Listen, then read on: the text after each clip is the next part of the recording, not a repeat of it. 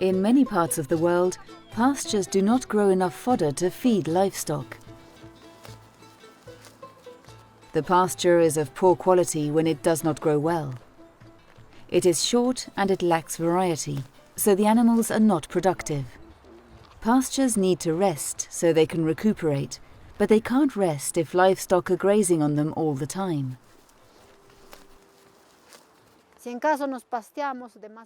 In case the animals have grazed too much, the grass seed may all be eaten, and the grass takes longer to grow back.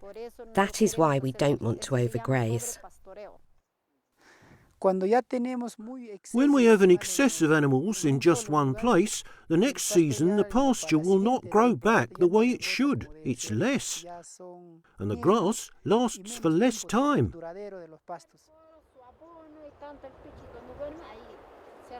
With the changing climate, there is often less water available for pasture. So now more than ever, the grazing land needs to rest so the forage plants can recover.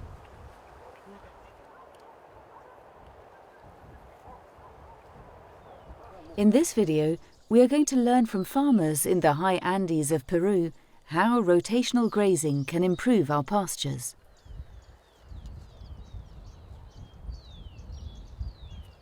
Rotational grazing guarantees more and better forage for the animals, so they give more milk, meat and wool. The baby animals are fatter and fewer die. If we do not maintain our pastures, there will be no income. The animals get skinny and may even die. Because we cannot take them anywhere, we have split up the pasture into paddocks so that we can rotate our animals while the other paddocks recover. I would say that also for soil conservation and to conserve the natural resources that we have, to avoid damaging them, we should avoid overgrazing. People, even if they have just a small field, should fence it and do managed grazing.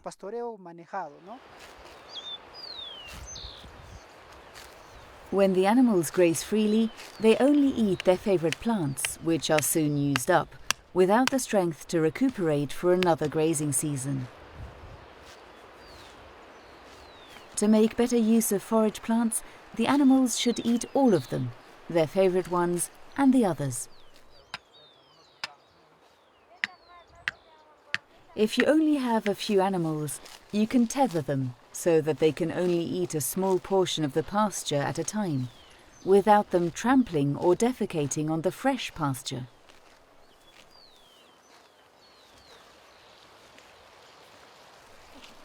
Especially milking cows need to have fresh water any time of the day, or else they will stop producing milk.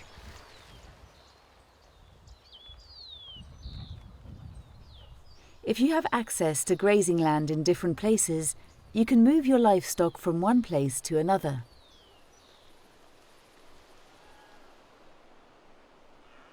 But if your grazing land is in just one place, you can divide your land into several sections to move your animals from one paddock to another throughout the year.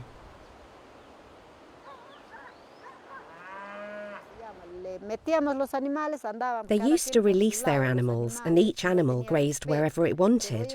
There was no respect.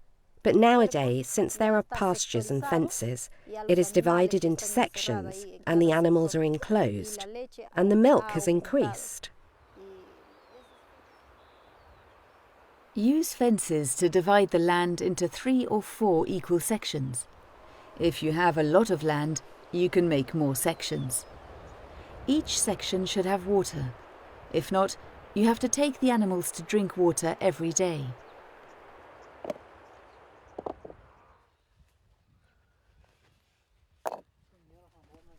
In areas where there are a lot of rocks, you can make stone fences. You can also use portable electric fences or fixed posts with barbed wire or wire mesh.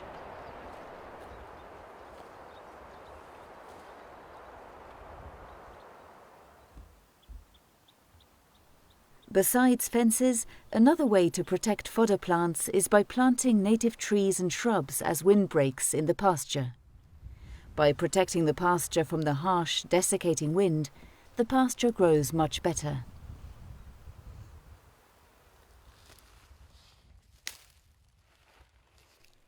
Various native trees can be multiplied by cuttings. Make sure that some buds on the cuttings are buried in the soil to develop roots.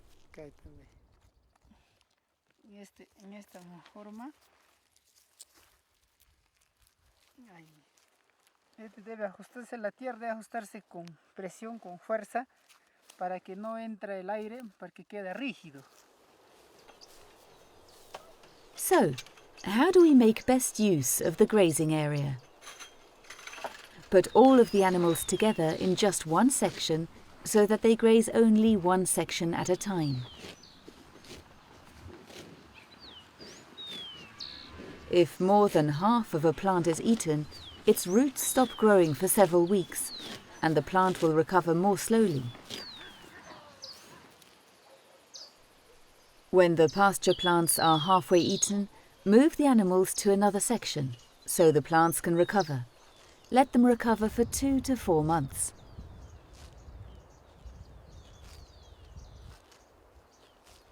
When the grass is yellow on the bottom part, that's when it's getting old.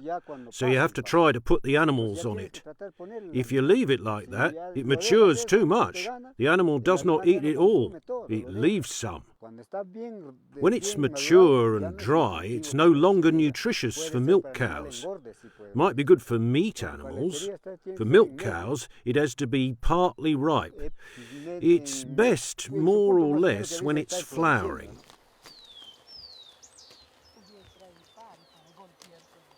Estela and her husband Feliciano have developed various creative ways to enrich their pasture with nutritious fodder plants. When the animals graze on certain parts of the pasture that have many palatable, nutritious plants, you can collect the manure when it is dried up.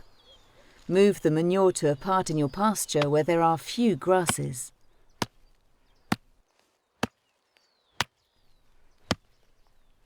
Slightly moisten the cow droppings, pulverize them by beating them with a stick, and spread the manure.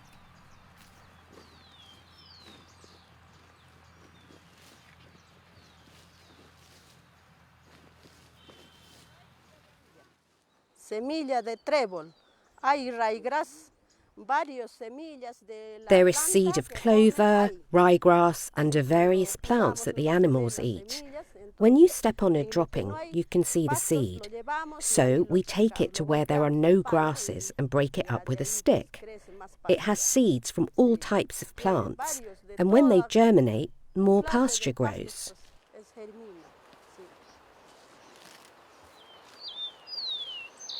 You can also make your animals eat seed in one place and defecate it in other places where you want the fodder to grow.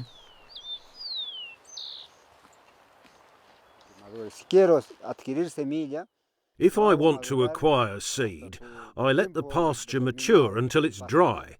Then I make the animals eat it, and I take them where there's no grass. So this very same manure will produce the grass. You can also collect seed yourself from fodder plants that you want to sow to enrich your pasture. In that case, you need to keep the animals from grazing those areas and allow the fodder plants to set seed.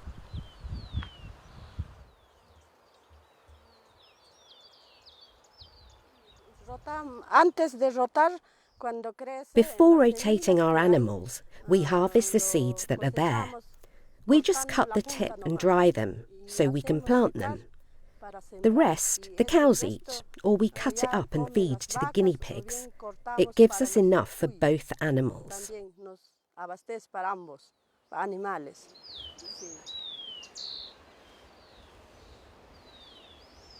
Having learned with their farmer research group about the importance of enriching their pasture, Feliciano and his fellow farmers designed a tool to plant seed in the pasture without having to plough it.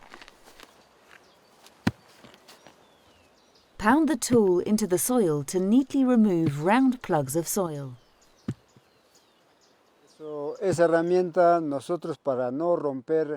This tool, we invented it so as not to break the soil much. We made it ourselves and improved it. It's fast and easy. Now you don't have to clean it.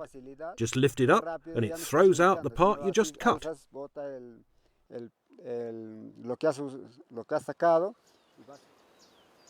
In each of the small holes of 5 centimetres wide and 10 centimetres deep, add a few seeds of fodder plants and a handful of crushed, dried manure. The seed will grow when it rains.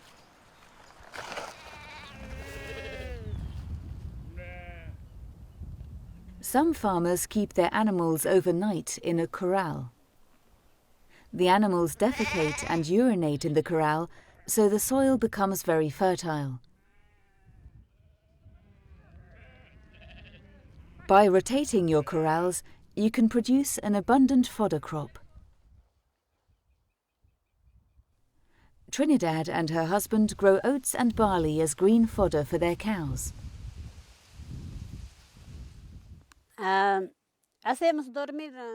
We make the livestock sleep for their dung, and with this dung, the next pasture is better.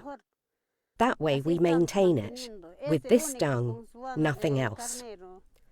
We make them sleep like that, here and here and here, for 2 or 3 months, and then the pasture grows nice.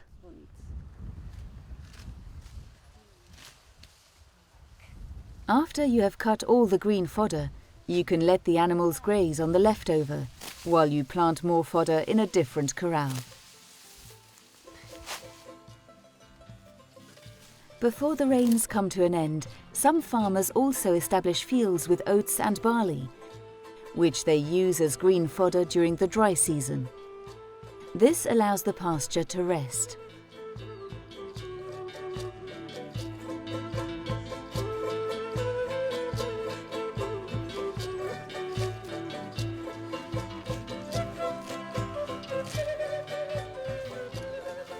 Let's review what we have learned. Pastures that are grazed continuously get exhausted and grow little forage for the animals.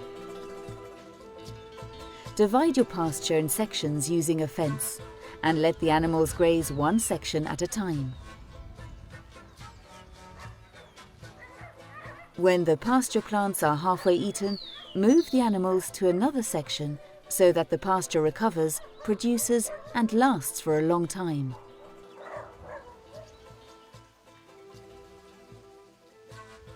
You can enrich your pasture by adding good fodder plants. By growing green fodder in a corral or field, you can let the pasture rest during the dry season. When the animals eat better, they are healthier and you can earn more money. This is our daily bread. We, as livestock owners, as farmers, we live from this. And for this, we are dedicated to pasture. We have to dedicate ourselves to it, to have a harvest and an economic income for our families.